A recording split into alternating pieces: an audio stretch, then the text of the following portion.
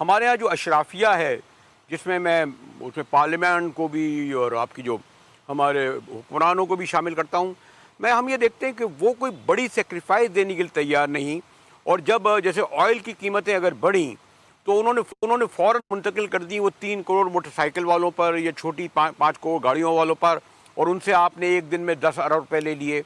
जबकि मैं देख रहा था कि सरकारी गाड़ियाँ जो 85,000 हैं तकरीबन इस वक्त, उनको 500 लीटर से लेकर 1000 लीटर डाल तक मुफ्त मिलता है।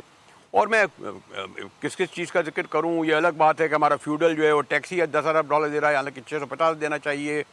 और हमारे गवर्नर हाउस, हमारे प्राइम मिनिस्टर हाउस, हमारे वज़ीर आला हाउस, कहने का मतलब ये कि ये जो ख़ास तौर पर इस नाजुक मरहले में तो आपकी अशराफिया को सेक्रीफाइस देनी चाहिए थी ना, या देनी चाहिए, वो हमें मुंतकिल कर देते हैं।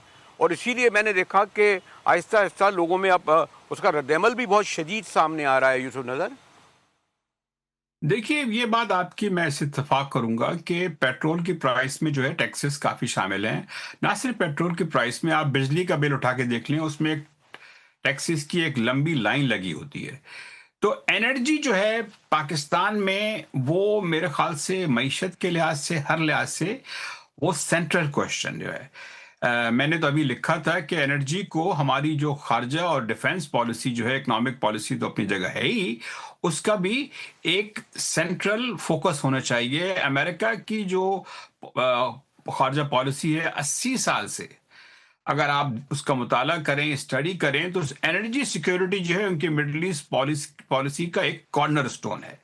वो बहुत सबसे बड़ी वजह जो उनकी मिडल ईस्ट में इन्वॉल्वमेंट की रही है, वो ऑयल है, ऑयल सप्लाईज हैं और गैस और हाइड्रोकार्बन, जिसे आप रिजर्व्स कहते हैं। हम जो है अभी तक जो है हमारे ताल्लुकात, यकीनन बहुत हमने इस पे बड़ी मेहनत की है, बड़ी कोशिश की है, लेकिन हम ऑयल किसी जो उसके ड्यूरेबल कोई सप्लाईज को वो सिक्योर करने में नाकाम रहे हैं।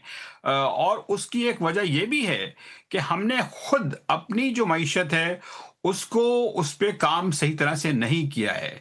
ये एक ऐसा मसला है जिस पे एक तो देखिए ये इंटर रिलेटेड है, इसलिए कि हम अपनी 80% जो ज़रूरियात हैं ऑयल की वो इंपोर्ट करते हैं। इससे हमारा पूरा ट्रांसपोर्टेशन सेक्टर जो है उसी पे चलता है। तो उसमें फिर टैक्सेस भी शामिल हैं।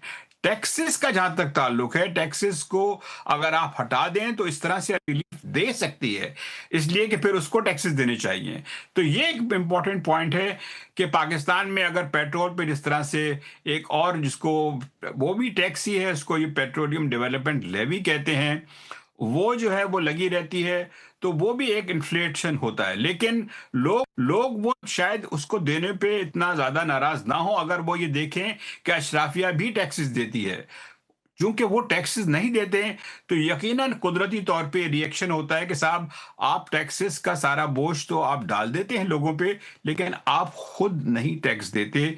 इस वजह से ये एक बहुत बड़ा आ, फैक्टर है।